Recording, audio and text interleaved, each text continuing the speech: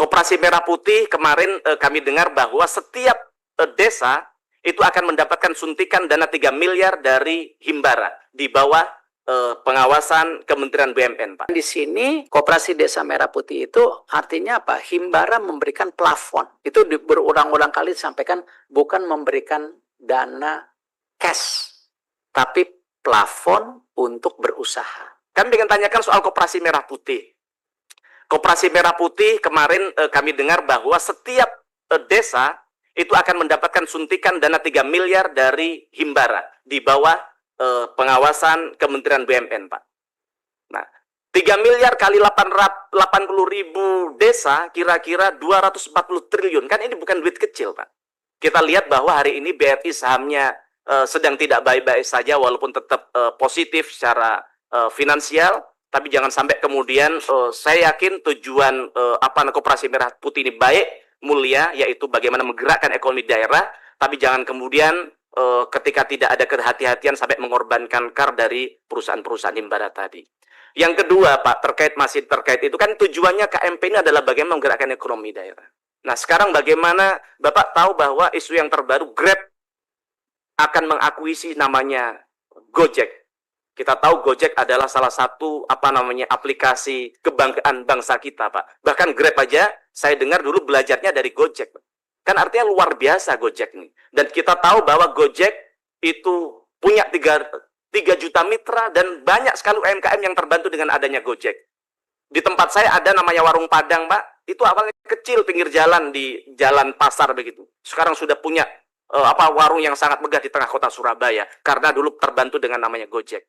Nah, maka kami minta daripada kita muluk-muluk uangnya di KMP mungkin nanti setelah dipelajarin oke lah tetap. Tapi bagaimana kemudian Kementerian BUMN bisa menginisiasi daripada Gojek ini diambil oleh asing, bagaimana caranya diakuisisi sendiri oleh Kementerian BUMN? Kan banyak sumber daya, ada Himbara dan sebagainya. Karena apa? Bukan tujuannya untuk menyelamatkan para mitra-mitra Gojek, menyelamatkan para UMKM kita, jangan sampai dengan diambil Grab akhirnya kita dikuasai asing, termasuk yang paling penting adalah soal data-data dari masyarakat kita. Mengenai Koperasi Merah Putih sama penugasan kita harus pastikan prudent, ya, transparan. Ya, kita tahu Himbara ini tulang punggung daripada tentu pembangunan ekonomi nasional juga. Apakah keberpihakan kepada UMKM, keberpihakan tentu beberapa program, ya. Nah, ini juga kita jaga. Karena kita lihat begini, kalau kita lihat mapping daripada pertumbuhan penduduk hari ini antara perkotaan dan perdesaan, memang sudah mulai banyak shifting di perkotaan. Itu demografinya seperti itu. Dan kalau kita lihat di perkotaan ini tentu yang akan tumbuh industri service dan industri tingkat tinggi. Artinya apa? Ketika ekonomi desa ditinggalkan, nah tentu ini konteksnya tadi seperti Astacita atau mungkin teman-teman di DPR dan tentu perwakilan partai dan tentu Komisi 6 yang berulang kali juga concern kepada yang namanya juga swasembada pangan. Artinya lumbung pangan kita nanti ditinggalkan juga di desa-desa yang akhirnya tidak ada ekosistem sebagai tentu buffer fondasi daripada sustainability daripada pangan kita. Karena kosong.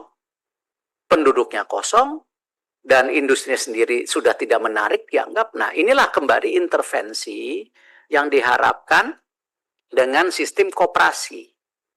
Ya, memang ada kata-kata yang selalu kita bilang, kalau konsep koperasi Desa Merah Putih ini sampai gagal, ya udah kita tidak usah bicara koperasi lagi. Ya, ini yang kemarin juga saya sampaikan tentu ke rekan-rekan koperasi juga, ayo kita seriuskan. Dan di sini Koperasi Desa Merah Putih itu artinya apa? Himbara memberikan plafon.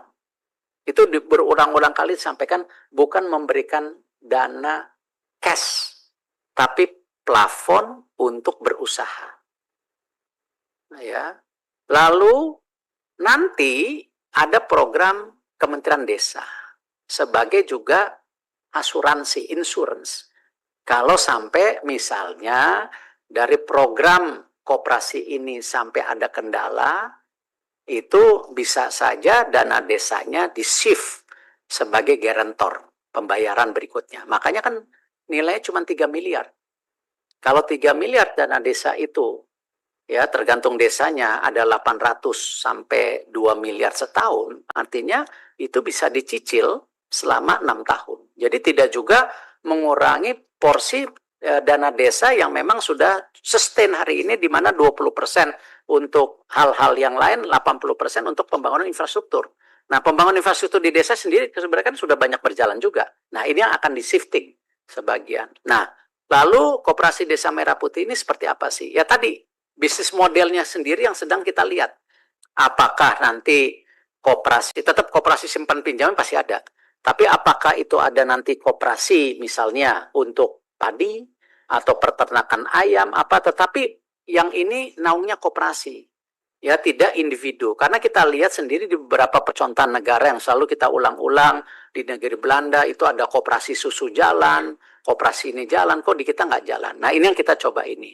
Nah, memang yang perlu kita jaga tadi bisnis modeling daripada koperasi tersebut. Yang kedua tentu sumber daya manusianya.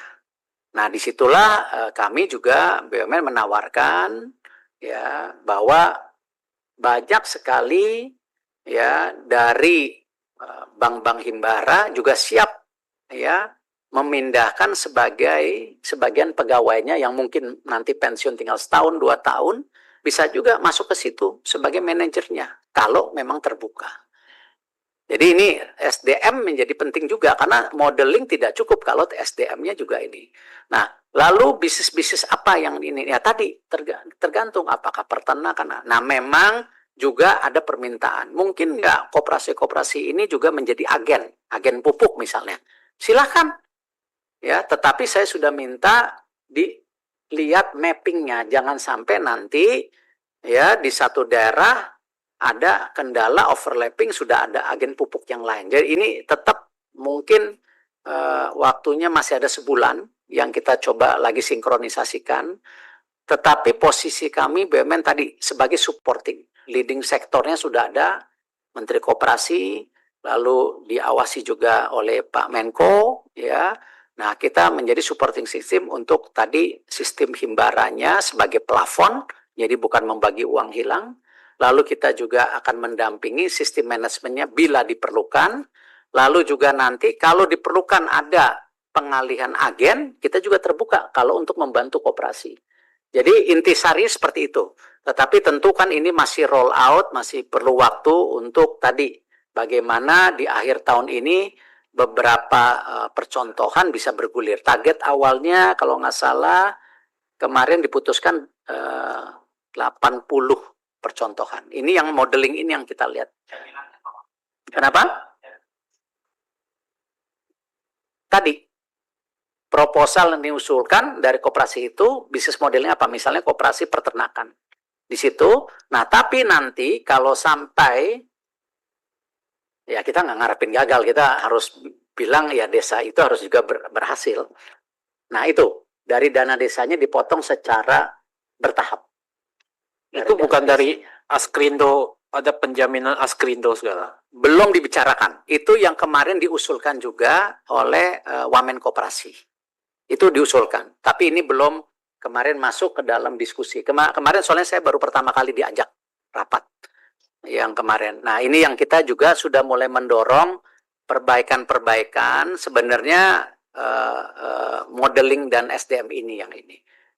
Mungkin kembali ya menarik untuk didiskusikan gitu ini. Ya.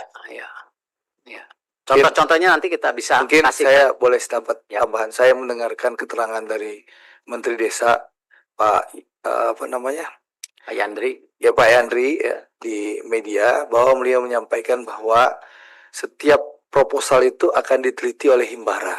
Tadi yang disampaikan oleh Pak Menteri bahwa akan dilakukan secara prudent. Jadi insya Allah ini profesional, itu satu. Yang kedua, siapa yang akan duduk di koperasi? Yang duduk di koperasi itu bukan kepala desa, tapi adalah hasil musyawarah khusus desa yang dipimpin oleh kepala desa, melibatkan BPD, melibatkan seluruh tokoh masyarakat, tokoh agama, tokoh adat, sehingga dipilihlah yang pengelola koperasi. ya secara terbuka dan transparan.